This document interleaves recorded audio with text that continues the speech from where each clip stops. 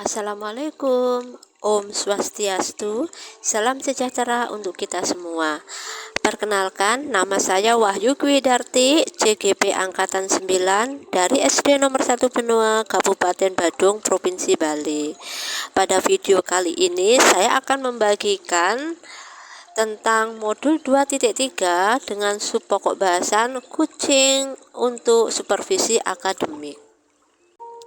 Nah, di sini biasanya kita itu masih ragu ataupun bingung tentang perbedaan antara coaching, coach, dan coachee. Nah, mohon izin untuk memaparkan sedikit di sini.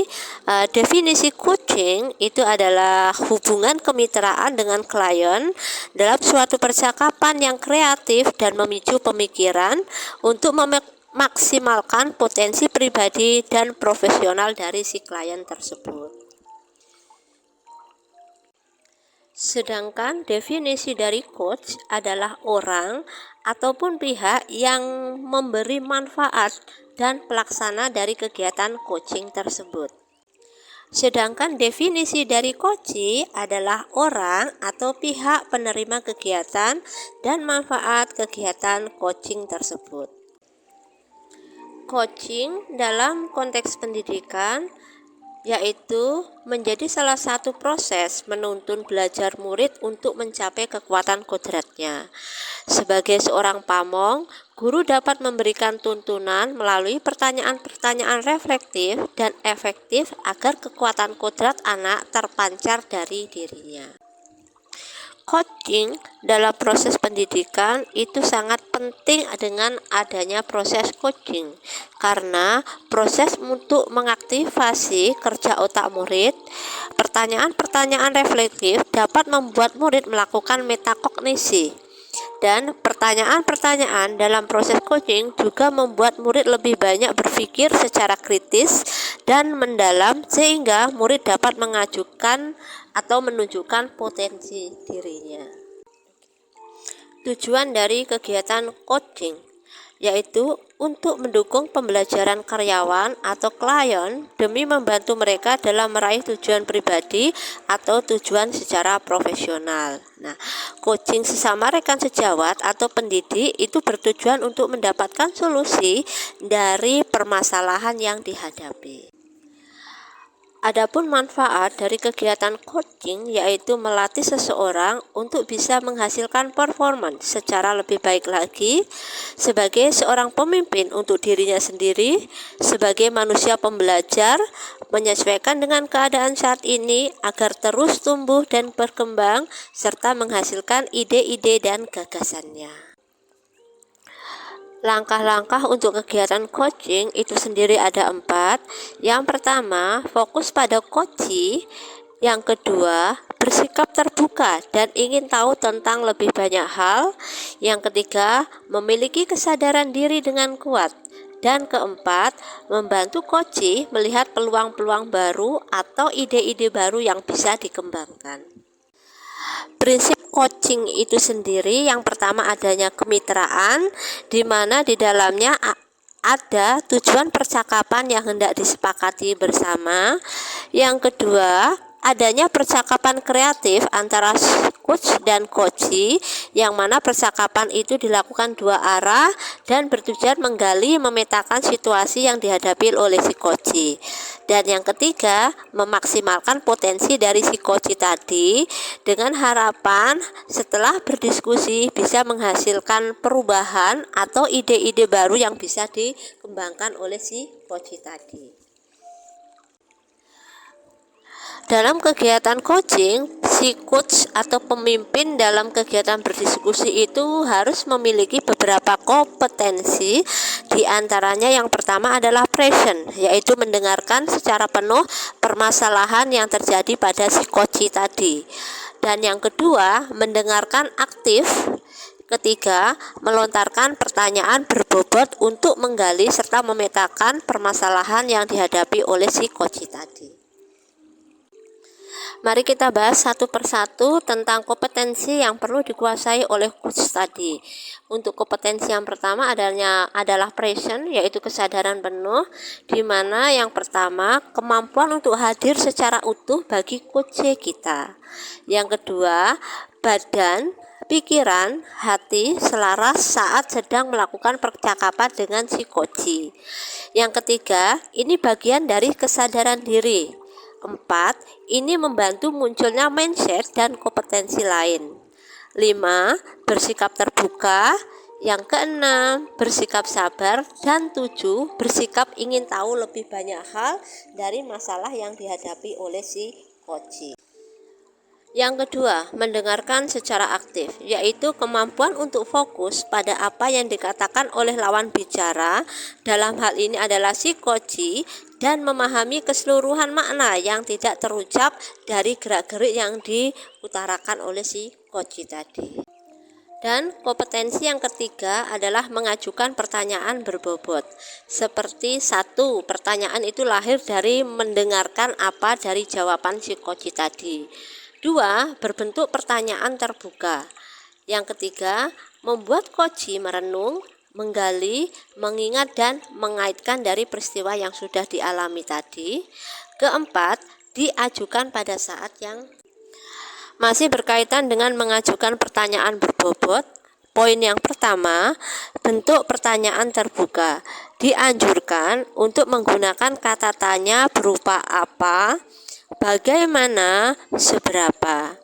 Poin yang nomor 2, tidak menggunakan kata kenapa atau mengapa.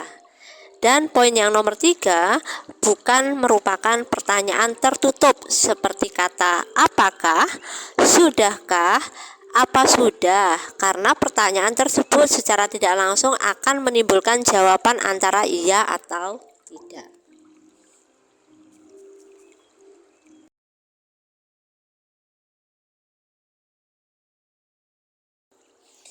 Berikut adalah contoh praktik coaching yang saya lakukan bersama dengan Pak Ngurah menggunakan alur Tirta yang merupakan tugas dari modul 2.3 coaching untuk supervisi akademik dari CKP Angkatan 9, kami dari Kabupaten Badung, Provinsi Bali. Selamat menyaksikan.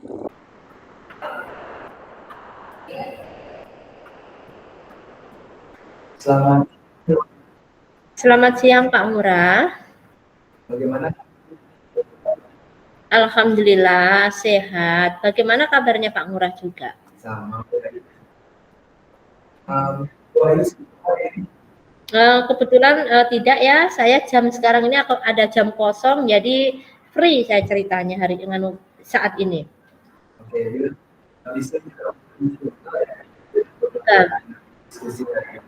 Ya bisa. Oke. Kemarin saya belajar melihat kenapa Waduh, Pak Ngurah ternyata peduli juga sama saya ya, sampai tahu kapan saya lesu kemarin ya. Gini loh Pak Ngurah, kemarin itu terima kasih atas perhatiannya ya sebelumnya ya. Kemarin itu saya ada masalah di kelas ya, dan besar harapan saya usai diskusi ini nanti bisa menemukan solusi ya, atau mencari pemecahan masalah dari masalah yang saya hadapi kemarin.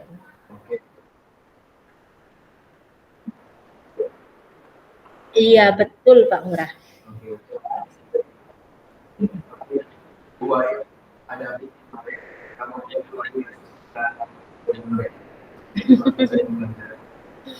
Ya kemarin ya. Nah, perasaan saya itu kemarin waktu bad mood itu saya itu sudah mengimplementasikan strategi pembelajaran sesuai dengan rencana awal yang saya susun gitu ya Pak Ngurah. Tetapi saya merasa tidak nyaman dengan respon dari peserta didik saat proses pembelajaran itu berlangsung.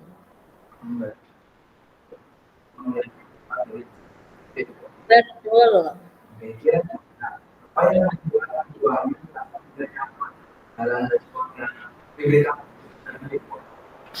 Gini loh Pak Ngurah, kemarin itu kan saya mengajar materi IPA tentang tata surya.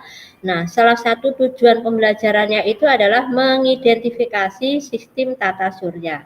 Nah, saya di kelas itu mengalami kendala di tahap mengorganisasi siswa dikarenakan kondisi siswa saya itu berasal dari latar belakang yang berbeda Pak Ngurah. Jadi keberagaman itu ada di kelas saya. Iya, betul. Bisa terapi. Kemarin itu pada waktu pembelajaran IPA, itu saya menggunakan strategi pembelajaran problem based learning atau yang selama ini kita kenal dengan istilah PBL. Nah, PBL itu sendiri di dalamnya kan ada 5 sintak itu Pak Ngurah. Nah, saya di tahap sintak yang kedua, di mana di situ poinnya adalah tahap mengorganisasi siswa apa yang sudah saya rencanakan itu tidak sesuai dengan yang saya harapkan pada waktu proses pembelajaran.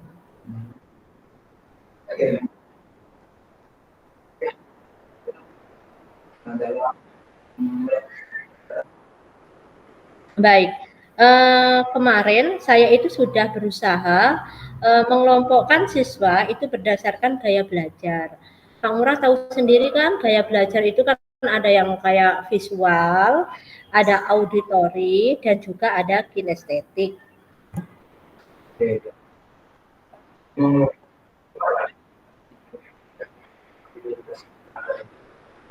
Betul Kang Murah, saya sudah melakukannya.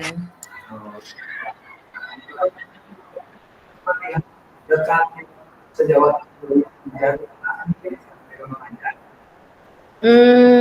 mengamati rekan kerja ya. Kalau itu biasa sih saya lakukan, apalagi di sini kan kita rombelnya ada 3 ya Pak Ngurah ya. Ada kelas 6A, ada kelas 6B, dan ada kelas 6C. Saya sendiri kelas 6B. Artinya saya pernahlah mengamati teman saya pada waktu proses belajar mengajar. Pernah. Dalam yang saya lihat, mungkin di sini terkait dengan pemetaan kebutuhan belajar siswa ya Pak Ngurah ya. Pemetaan kebutuhan belajar siswa yang saya tangkap yang pernah diberikan oleh teman saya itu pakai 3 poin mereka. Ada yang kesiapan belajar siswa, poin yang pertama. Poin yang kedua ada minat siswa, yang ketiga adalah gaya belajar siswa. Yang kebetulan poin nomor 3 yang sudah saya praktekkan di kelas, tapi kurang maksimal itu tadi. Dan juga satu lagi saya mendapatkan teman saya itu menerapkan itu loh Pak Ngurah, asesmen diagnosis yang dilakukan sebelum memulai pembelajaran berlangsung.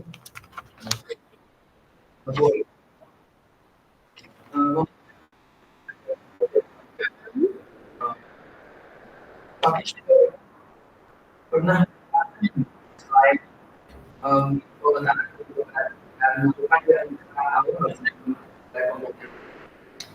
kalau pemetaan kebutuhan belajar itu sudah ya Pak Ngurah, cuma kalau melihat teman saya tadi yang rekan dari 6A dan 6C itu sepertinya saya belum maksimal ya Pak Ngurah, karena yang saya praktekkan kemarin itu waktu pembelajaran IPA itu baru poin yang nomor 3, yaitu apa itu tadi yang tentang kebutuhan gaya belajar siswa tadi. Iya betul, ada 2 poin itu tadi yang belum, plus satu lagi tadi membuat asesmen diagnosis itu tadi belum. Betul. Oh iya ya, benar juga yang dibilang Pak Ngurah ya, kenapa saya tidak mencobanya ya? Oke, ya.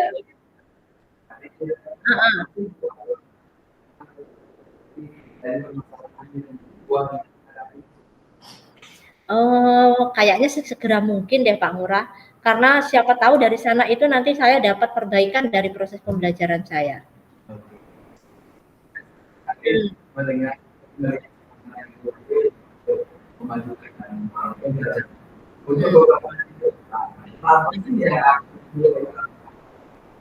Terkait dengan rencana perbaikan untuk pertemuan berikutnya, berdasarkan pengalaman teman tadi, saya akan mencoba di sini ya, membuat rencana asesmen diagnosis terlebih dahulu pada saat pembelajaran materi IPA di pertemuan selanjutnya, dengan harapan di situ saya akan lebih memudahkan siswa dalam memetakan kebutuhan siswa, dan sekaligus saya mempunyai harapan di sana bisa mengkoordinasi siswa dari proses pembelajaran yang berlangsung. Tadi kan Pak Ngurah tahu sendiri kalau murid saya itu latar belakangnya dari background yang beraneka ragam tadi.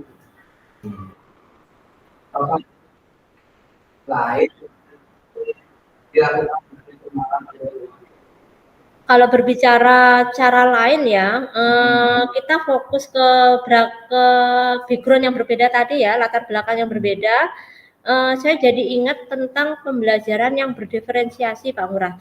Sepertinya pembelajaran berdiferensiasi menjadi salah satu solusi ya dari keanekaragaman yang ada di kelas saya itu tadi, Pak Ngurah. Saya buatkan rencana pembelajaran yang di dalamnya ada proses diferensiasi tadi. Oke.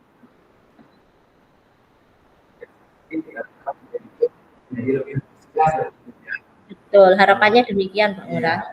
Oke, yang akan dibuat untuk aksi yang komitmen, artinya saya tanggung jawab untuk kedepannya lebih baik lagi ya. Yang jelas itu tadi, saya kembali ke start awal, yaitu membuat rencana diagnosis terlebih dahulu sebelum memulai pembelajaran, Pak Ngurah. Iya, betul.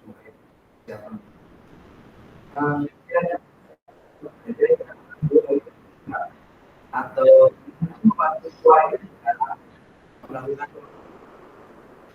Nah, di sini kan saya punya rekan kerja dan ini saya tidak bisa bergerak sendiri. Saya harus saling berkolaborasi dengan rekan sejawat saya. Nah, maka saya akan mengajak rekan kerja saya, sekaligus saya akan memaksimalkan kombel saya yang saya punya, yaitu guru kelas 6 sekecamatan Kuta Selatan di Gugus 1.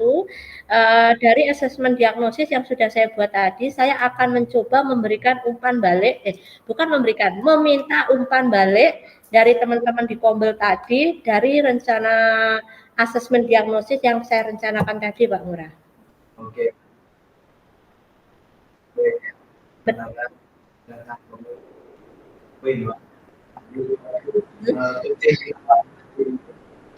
Benar banget Pak Ngurah, terima kasih loh sudah membantu saya secara tidak langsung menemukan solusi loh dari permasalahan yang bikin saya bad mood kemarin.